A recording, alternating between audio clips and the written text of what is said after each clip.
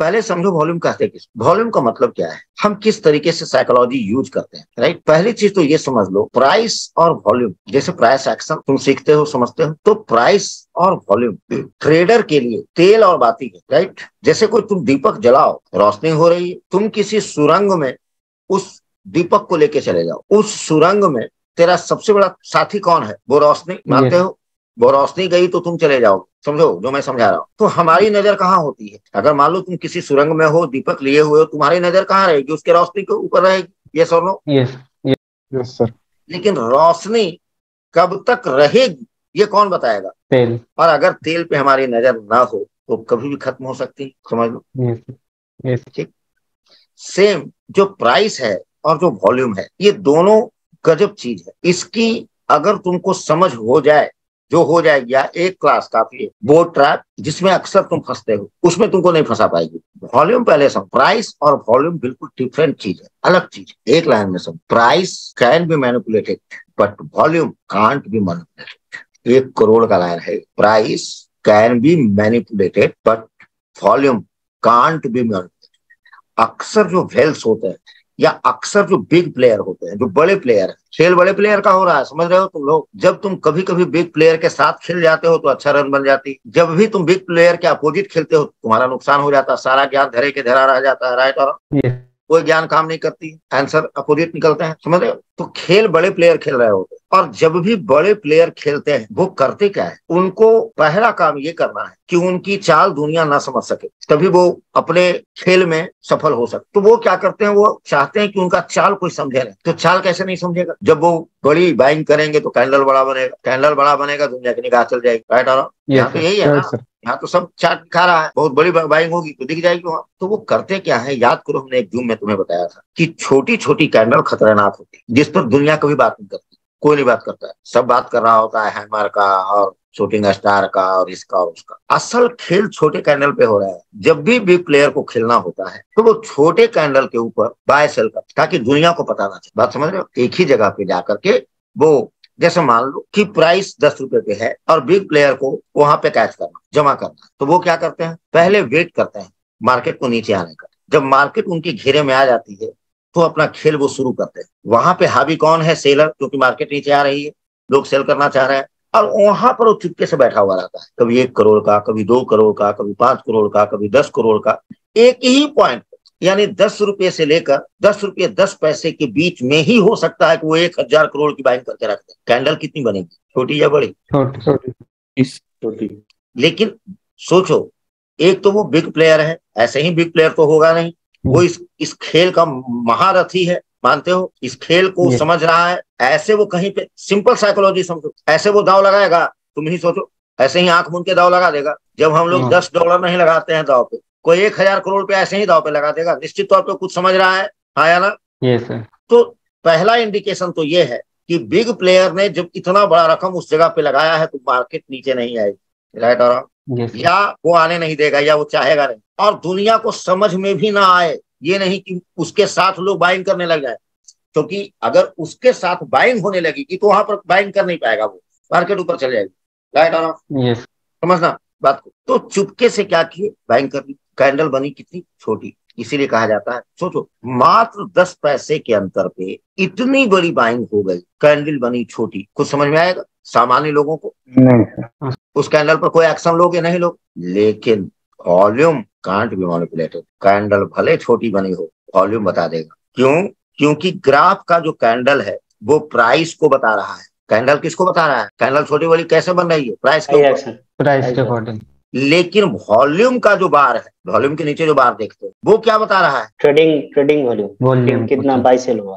और अगर big quantity में बाइंग हुई है, चाहे किसी एक ही पॉइंट पर क्यों नहीं हुई हो, डंडा खड़ा करके बता देगा, यस और नो। दूसरी बात समझो, वैसे तुम इतना समझ चुके हो, लेकिन आज फिर से समझो। अक्सर दिमाग में ये बातें आती कि वॉल्यूम बढ़ रही है तो प्राइस बढ़ेगी, दिमाग में आती है, वॉल्यूम ऊपर जा रही है तो प्राइस ऊपर जाएगी, सही। क्यों जाए, क्या मन में आता है कि वॉल्यूम ऊपर जा रही है यानी बायर बढ़ रहे हैं, वॉल्यूम नीचे जा रही है यानी सेलर बढ़ रहा है। सिंपल साइकोलॉजी ऐसे ही काम करती है, समझना गलत है। वॉल्यूम बढ़ेगा तो सेलर भी तो ज्यादा हो सकता है।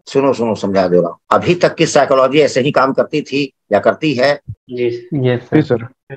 कि कोई रेट लगातार ऊपर जा रही है तो हम क्या समझते हैं कि बायर बढ़ रहे हैं। Yes sir. कोई रेट नीचे जाती है तो क्या समझ में आती है, सेलर बढ़ रहा है, सेलर का प्रेशर है। नॉर्मल लैंग्वेज में भी सुनते होगे बायर का प्रेशर है, सेलर का प्रेशर है। दुनिया को ये कहते सुनते हो। कोई सामान बिकी, मान लो तुमने कोई चीज को सेल किया, तुम्हारे पास डॉट है, तुमने 10 डॉट को सेल किया, किसने खरीदा? बायर। किसी ने खरीदा या नहीं? एक्सचेंजर कहा कि ठीक है बाबू लाओ हम रख लेते हैं, लो पैसा दे दो, ऐसा? No sir. किसी ने खरीदा, राइट और रॉन्ग? जी सर। और तुमने कुछ खरीदा, कब खरीदा? जब किसी ने बेचा। इतनी बात समझ में आ रही है कि कोई खरीदेगा तभी बिकेगा और कोई बेचेगा तभी कोई खरीद सकता है। सिंपल बात है, सिंपल समझ रहे हो? यस। चाहे वो क्वांटिटी कुछ भी हो, 10 पीस हो, 10,000 पीस हो या 10 करोड़ पीस हो, चाहे कितनी भी बड़ी क्वांटिटी क्यों ना हो, कोई अगर बेचने वाला है तो यानी कि कोई खरीदने वाला है। तो ये क्या बात हुई, बायर बढ़ रहा है, सेलर बढ़ रहा है। किसी भी पॉइंट पे मार्केट लगातार ऊपर जा रही है, ठीक है, खरीदारी हो रही है। अरे खरीदारी हो रही है तो कोई बेच भी तो रहा है, तभी तो खरीदारी हो रही है। समझ में आ रही है? जी सर। यस।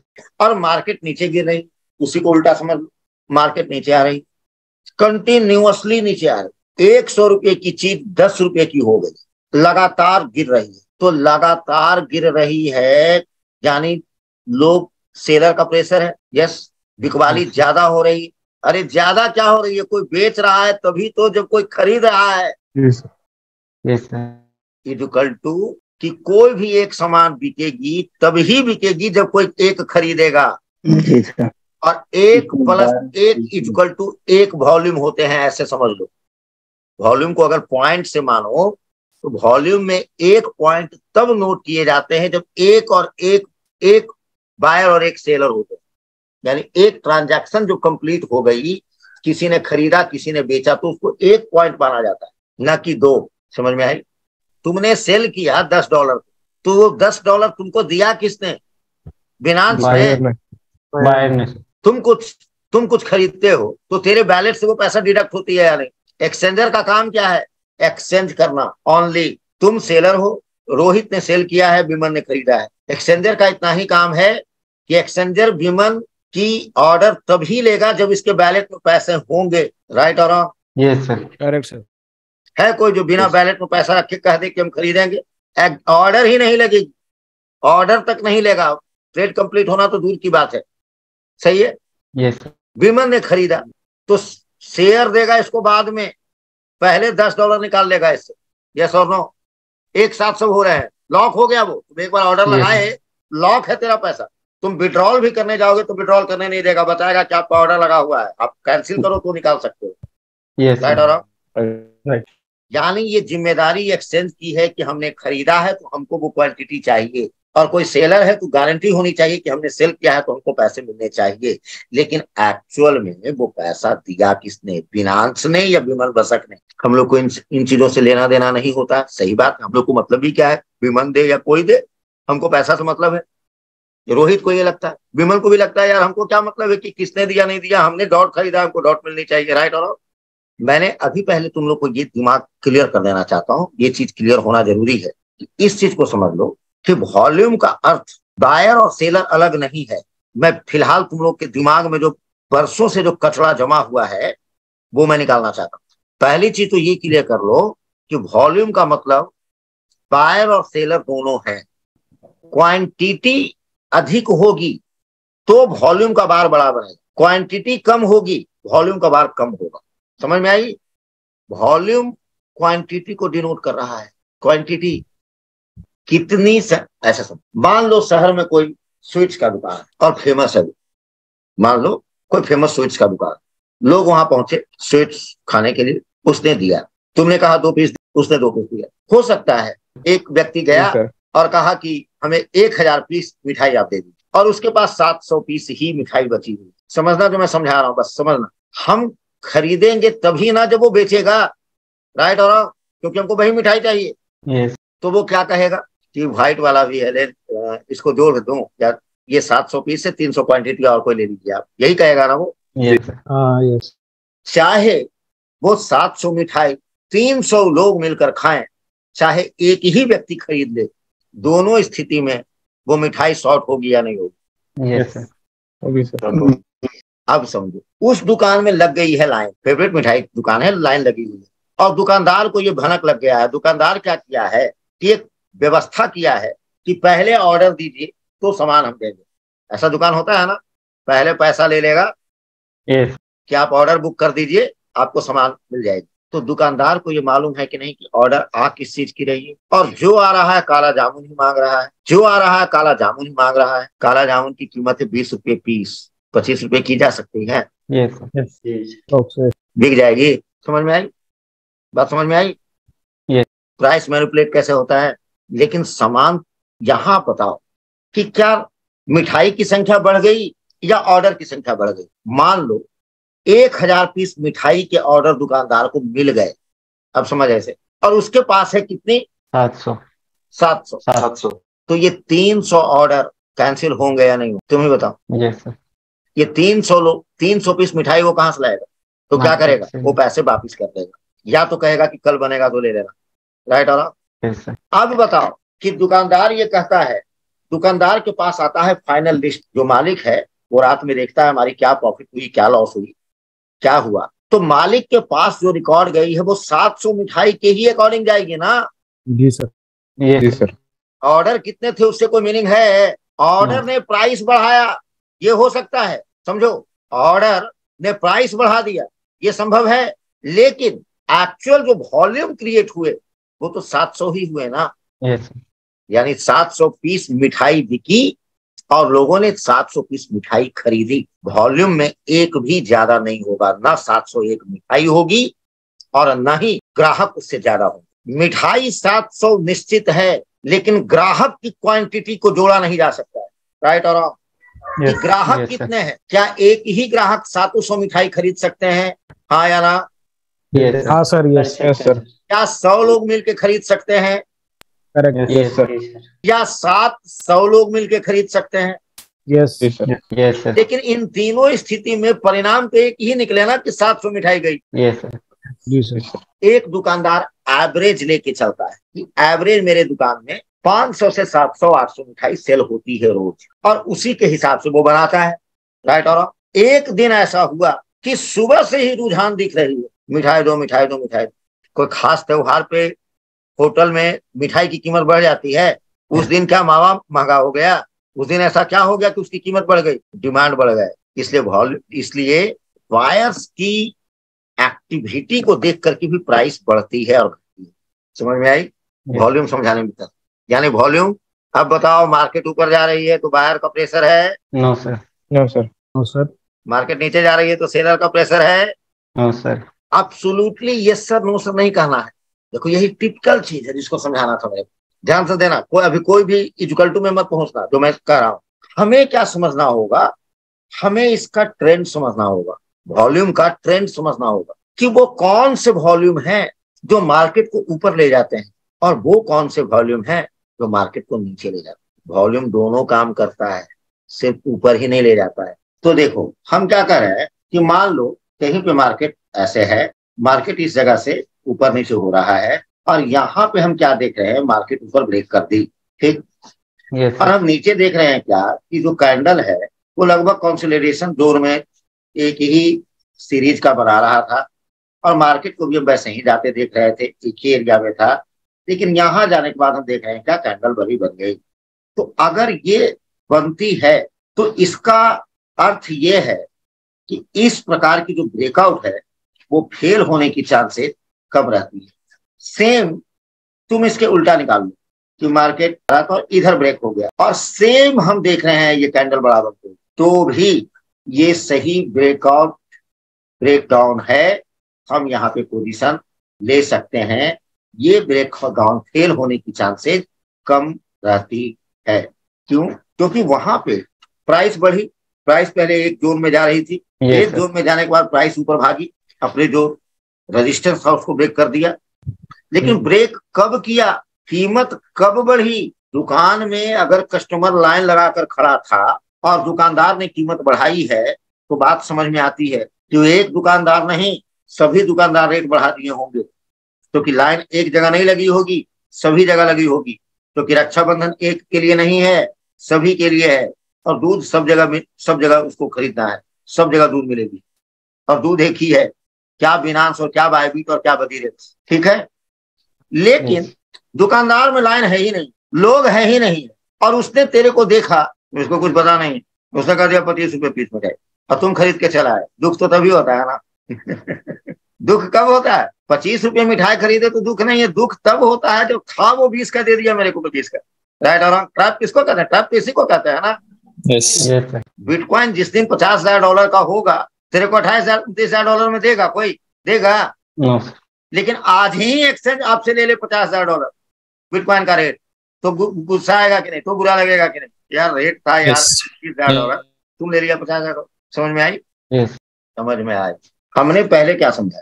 वॉल्यूम का सीधा मतलब है बायर भी है सेलर भी। अगर मेरी बात सही मानी जाए तो फिर हम कैसे समझेंगे कि मार्केट ऊपर जाएगी कि नीचे जाएगी? फिर तो समझ में ही नहीं आएगा। तो ये हम कैसे अंदाजा लगाएं, जबकि हम तुमको आज यही सिखाएंगे कि वॉल्यूम से तुम अंदाजा लगा सकते हो मार्केट ऊपर नीचे, क्या समझ आ जाएगी। लेकिन हमको समझना होगा उसका इंटरेस्ट, इस वक्त इंटरेस्ट क्या कह रहा है। क्या पब्लिक उस मिठाई को खरीदने में इंटरेस्ट दिखा रही है, या दुकानदार उस मिठाई को बेचने में इंटरेस्ट दिखा रहा है? Both are not same. समझ में आई? मिठाई हो गई है बनी हुई 48 घंटे, दुकानदार को मालूम है कि सारा ही बर्बाद हो जाएगा, तो दुकानदार क्या करेगा? बेचने को नहीं। तो यहाँ इंटरेस्ट किसका है? इस केस में इंटरेस्ट किसका है? बिकेगी तो दोनों स्थिति में, राइट? और सामान बिकना इंपॉर्टेंट नहीं है, इंपॉर्टेंट है इंटरेस्ट को समझना। क्यों? क्योंकि हमें ये समझना है कि मिठाई कब सस्ती मिल सकती है और कब ऐसा होता है कि मिठाई सस्ती मिलती है। अब मन में आ रही हूँ कि 48 घंटे का मिठाई कौन खरीदेगा? रुक जा, बात 48 घंटे की नहीं है। ये भी संभव है कि नहीं कि उस हलवाई ने आज 2000 पीस मिठाई बना दिया हो, और अब उसे लग रहा है कि अरे यार लगता है ज्यादा बन गया। चीज वही है, क्वालिटी वही है, सब चीज वही है। और अगर हमको ये पता चल जाए, दुकानदार को तो बनाने में उतने ही खर्च लगे हैं ना, राइट? और दुकानदार को तो सेम एफर्ट लगे हैं, सेम इन्वेस्टमेंट हुआ है। लेकिन अगर हमको ये पता चल जाए तो कम कीमत में काम चल सकता है। अब हमको मिल रहा है 15 रुपये में, तो हमारी मार्जिन कितनी हो जाएगी? 5 की 10, राइट? और जो 5 रुपये पीस प्रॉफिट बुक करते थे, अब 10 रुपये पीस प्रॉफिट बुक करेंगे। मीन्स हमको इसका इंटरेस्ट समझना है कि इस वक्त बायर का इंटरेस्ट है या सेलर का इंटरेस्ट है। हाउ द जोश? यहाँ तक बात समझ में आई तुम लोग को? सब लोग बोलो हाँ या ना। जी सर। कोई दिक्कत यहाँ तक? और नोट भी करते जाओ जो मैं कह रहा हूँ, जो इम्पोर्टेंट बात है उसको नोट कर लो। मार्केट अप और डाउन को क्या, ठीक है, इसको नोट कर लो, क्योंकि दिमाग से निकल जाएगी बात कि सिनेरियो क्या क्या हो सकते हैं, और उस सिनेरियो में तुम क्या क्या देखो, और जब तुम इस प्रकार से देखो तो उसकी मीनिंग तुम क्या निकालो। इस 6 सिनेरियो में पूरी मार्केट आ जाएगी। किसी भी सिचुएशन में मार्केट को देखो, मार्केट क्या कह रहा है उसका मैसेज तक आएगा। पहला क्या था? फर्स्ट क्या था? फर्स्ट था price increase, volume increase. Price up and, अब देखो इसका अर्थ क्या हो, ठीक है? प्राइस अप हो रहा है, यस। और वॉल्यूम भी हम क्या देख रहे हैं। और ये कोई जरूरी नहीं कि एकदम ऐसे बने, हो सकता है बीच में छोटा भी बने, हो सकता है ऐसे भी बने, लेकिन अंततः हम क्या देख रहे हैं? एक ऑर्डर में प्राइस ऊपर की ओर बढ़ रही है, सही है? यानी कि प्राइस भी अप जा रहा है, higher and higher and low बढ़ा रहा है, ऊपर जा रहा है, और वॉल्यूम भी क्या हो रहा है? ऊपर की ओर बढ़ रहा है। इसका अर्थ क्या है? इसका अर्थ ये हुआ कि प्राइस भी बढ़ रही है, और बढ़ती हुई प्राइस में भी लोगों का इंटरेस्ट बना हुआ है कि बढ़ी कीमत पे भी लोग क्या करना चाहते हैं? इसको खरीदना चाह रहे हैं भाई। इसका अर्थ ये है कि मार्केट स्ट्रॉन्ग बुलिश का साइन दिखा रहा है, मार्केट और ऊपर जा सकती। क्लियर? थोड़ा सा ऐसे समझो, प्राइस अप, वॉल्यूम अप। दूसरा एक सिनेरियो क्या हो सकता है? Price up, volume down. इसी में कंफ्यूज होते हो? एक नंबर, 2 नंबर। अब देखो ये क्या कह रहा है? Price up. ये भी क्या कह रहा है? Price up. लेकिन यहाँ कह रहा है वॉल्यूम अप। ऐसे करें, समझ जाओगे? Yes sir. वॉल्यूम मान लेना इसको। यानी ये क्या हो रहा है? प्राइस भी इंक्रीज कर रही है और वॉल्यूम भी इंक्रीज कर रहा है। यहाँ प्राइस अप हो रहा है, लेकिन यहाँ क्या कहा जा रहा है? Volume down. यहाँ क्या हो रहा है? वॉल्यूम प्राइस अप हो रही है और वॉल्यूम डिक्रीज कर रहा है। क्लियर? Yes sir. यस। इसका अर्थ क्या हुआ? जैसे यहाँ हमने समझाया कि प्राइस ऊपर जा रही है, लेकिन बढ़ती हुई प्राइस में भी लोगों का इंटरेस्ट बना हुआ है, लोग इसको बाय करना चाह रहे हैं, बढ़ती हुई कीमत में भी खरीद रहे हैं, और बड़ा कैंडल हमने पहले ही बताया ये बिग प्लेयर का होता है, यानी बिग प्लेयर का इंटरेस्ट अभी भी बना हुआ है। इसका अर्थ है कि मार्केट और ऊपर जा सकती है। वहीं यहाँ पे हम क्या देख रहे हैं कि प्राइस तो बढ़ रही है लेकिन वॉल्यूम कम हो रहे हैं, यानी इंटरेस्ट कम हो रहे हैं। और हमने कई बार इस बात को दोहराया है कि बड़ा वॉल्यूम का बार बनाने की ताकत बिग प्लेयर के पास होती है, और बार अगर छोटी हो रही है इसका अर्थ यह है कि जो बिग प्लेयर है वो अब अपना इंटरेस्ट नहीं दिखा रहा है। मीन्स अब तेल खत्म होने वाली है। हमें या तो इस जगह पे ट्रेड लेने से अवॉइड करना चाहिए, बाइंग तो बिल्कुल भी नहीं करनी चाहिए। और अगर कोई पोजीशन लॉन्ग में हमारी चल रही है तो हमारा पैर एक्सीलेटर पे चली जानी चाहिए। ये जहां से टकरना शुरू करे क्विट कर जानी चाहिए। राइट और रॉन्ग? राइट। समझ में आई कुछ? यस। चलो यस। अब सिनेरियो आगे बढ़ाता हूँ। 3 क्या था? Price decrease volume increase. Volume बढ़ रहा है सर, प्राइस हो रहा है। प्राइस नीचे आ रहा है, yes sir. Price decrease yes sir. और वॉल्यूम इंक्रीज डिक्रीज। और चौथा में क्या था? प्राइस डिक्रीज और वॉल्यूम भी डिक्रीज। और वॉल्यूम भी डिक्रीज। इसका अर्थ क्या हुआ? प्राइस कम हो रही है। ठीक है, यहाँ पर भी क्या दिखा रहा है? प्राइस कम हो रही है, प्राइस नीचे आ रही है, दोनों सेम है। लेकिन अंतर क्या है? वॉल्यूम का। यहाँ वॉल्यूम बढ़ रहा है और यहाँ क्या हो रहा है? वॉल्यूम कम हो रहा है। कम हो रहा है। यानी प्राइस डिक्रीज कर रही है, वॉल्यूम इंक्रीज कर रही है। प्राइस डिक्रीज कर रही है, वॉल्यूम भी डिक्रीज कर रही है। ये एक साथ क्यों समझा रहा हूँ? समझ में आ रही है? क्योंकि कंफ्यूज यहीं पे हो रहे हो तुम लोग। यस समझ में। अब देखो तीसरा नंबर जो है इसका क्या, ये क्या कह रहा है?